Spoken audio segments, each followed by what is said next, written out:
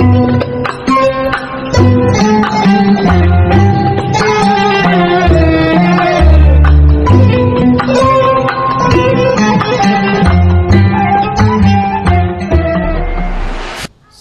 amaliyah yang dipertanyakan kepada Nabi, ditanyakan kepada Nabi, yang dengan itu bisa memasukkan surga, berarti menjauhkan daripada neraka. Pertama, yang penting jangan musyrik,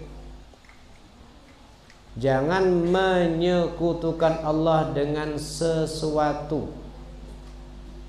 Kemudian dan tunaikan sholat. Iqamatus sholah ini bukan hal yang mudah. Kalau sekedar sholat, hati lalai, banyak yang bisa mengerjakan. Yang sulit adalah iqamatus sholah, menunaikan sholat. Tentu dengan syarat-syaratnya. Ya, ini bukan sekedar rukun zahir, juga ditambah rukun batin. Makanya sebagian ulama ahli tasawuf mengatakan rukun sholat itu bukan secara zahiriyah saja. Anda baca surat Fatihah, Anda tumakninah di dalam rukuk, sujud dan seterusnya, bukan itu saja. Harus ada ikhlas, harus ada hadir, harus kemudian apa? Ta'zim, merasa bahwa kamu sedang dihadap Allah. Tadabbur, tafahum fil makna, menghayati bacaan yang kamu baca. Itu baru masuk kategori iqamatus shalah. Maka sehingga Al-Imam Ghazali menerangkan dalam kitabnya Ihya Ulumuddin, wala taqrabus sholata wa antum sukara. Wala taqrabu, dan sungguh jangan kalian mendekat as-sholata, kepada salat, wa antum sukara, jika kalian masih dalam keadaan mabuk. Memang ayat ini yang dimaksud adalah mabuk secara zahir. Karena memang saat itu mabuk datang Islam tidak langsung haram, tapi bertahap. Yang pada intinya sing penting pas sholat ora mabuk saat itu. Sehingga ada ayat wala taqrabus sholata wa antum sukara. Berarti mabuk di luar waktu sholat boleh saat itu. Yang kemudian di totalitas mabuk apapun waktunya haram. Saat itu memang kenapa? Karena ada kejadian, ada seorang sahabat yang masih ada efek mabuk, sholat menjadi imam, bacaannya keliru.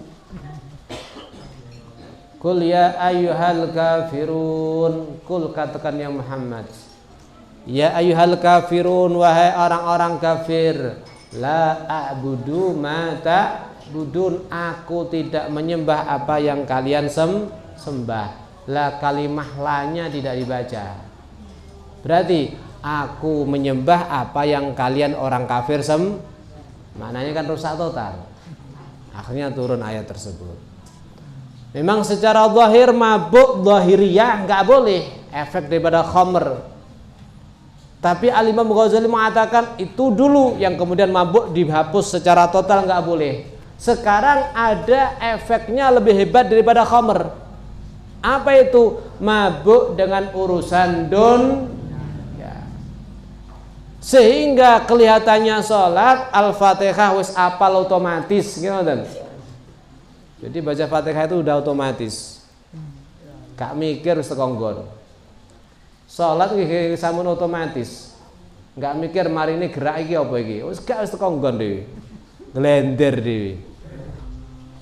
Kenapa? Karena masih kita dikuasai daripada mabuk urusan ya. Maka kata Imam Ghazali, harusnya orang kayak gini nggak boleh sholat dulu. Artinya kalau sholat selesaikan dulu urusan dunia, sehingga ketika sholat hanya fokus untuk Allah Subhanahu wa ta'ala, sehingga bisa masuk kategori iqamatus sholah, menunaikan, mendirikan sholat. Allah maj'alna minal muqimina lis-shalah, dan jadikanlah kami ya Allah senantiasa termasuk minal muqimin yang mendirikan daripada salat. Amin Allahumma amin. Makanya Allah katakan fawailun lil musallin, celaka bagi orang yang salat. Udah sholat tapi masih dapat celaka. Alladzina hum an sholatihim sahun, sholate ora kalingan Gusti Allah blas. Celaka nggih. Nah, makanya ini lihat ini, kayaknya enak ya Ki. Satu lelaki datang kepada Nabi minta amaliyah wis iso ngleboni surga, iso ngetok ni tekan neraka. Sing penting gak musyrik, sholat, zakat, nyambung silaturahim. Wah, kayak aku mlebu iki. Tapi kalau dicek satu persatu sholat kita masuk belum kira-kira? Makanya mari ini aja kepedean wis alhamdulillah sholat wis. Zakat ya ora tau ninggalne. Keluarga ya tak sambung, wae ketoke min ahli jannah kita ini. Wa tu'tiya zakah, kemudian tunaikan zakat. Ya, tentunya hati-hati harus disampaikan kepada asnaf samaniyah. Dan lepaskan diri kamu dari kepentingan di saat menyalurkan zakat. Jangan cari kepentingan. Seperti orang mau hajat, atene macung adum-adum gula nggih.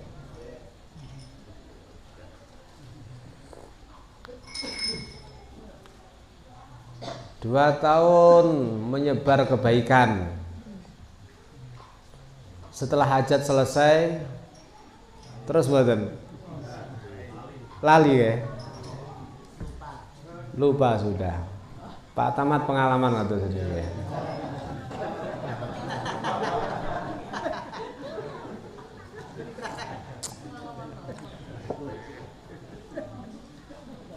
Walaupun bahasanya sodakoh nih kok nggih.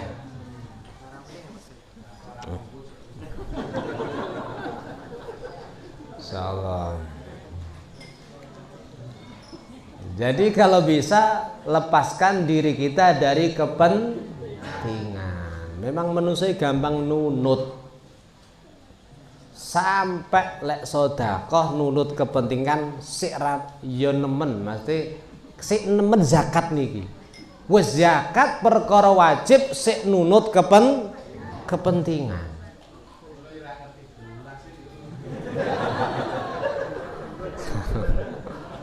Pun itu masa lalu Pak, jangan dibahas. Yang jelas di sini yang dimaksud zakat apa? Sampaikan dengan thayyibatan biha nafsuk, dengan kerelaan hati, murni karena patuh kepada perintah Allah Subhanahu wa ta'ala. Jangan zakat dikemas Anda seperti sosial. Jangan zakat dikemas Anda seperti sedang apa ini berderma, menunjukkan kalau Anda adalah orang-orang dermawan. Bukan, itu karena perintah Allah Subhanahu. Kalau zakat ya sampaikan zakat, jangan yang lain. Sehingga kalau seperti itu Anda masuk kepada satu hadis thayyibatan biha nafsuk, zakat dengan kerelaan hati, terlepas daripada kepentingan pribadinya atau organisasinya atau tujuan-tujuan daripada dunianya. Jadi wis los zakat. Ya, insyaallah. Berarti bagaimana? Kayane undangan sak desa mayoran misalnya. Tuku kebo, mbeleh kebo kabeh diundang mangan, mulai disangoni ra ngerti bondo zakat. Enggak boleh ini. Ya. Atau mungkin yang kita kasih adalah orang yang kita harap untuk takzim sama kita. Kita ambil kepentingannya. Mungkin pembantu kita.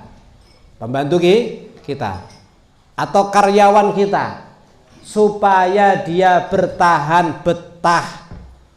Ya, kepada kita dikasih zakat. Tapi bahasan itu zakat THR. THR singkatnya apa? Napa singkatnya apa? Tunjangan nggih. Tunjangan ini maknanya zakat apa sedekah? sodakoh kan.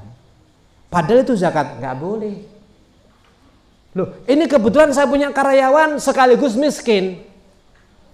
Ya, sekaligus miskin. Kalau memang dia miskin berhak sebagai asnaf samaniyah. Tapi lek atine sampean tak awaki sok ben gen ucul teko kene. Nah, iki lain lagi mboten. Lain lagi napa mboten? Cara pihak toko sing diwehi zakat sing sregep napa niki blonjo.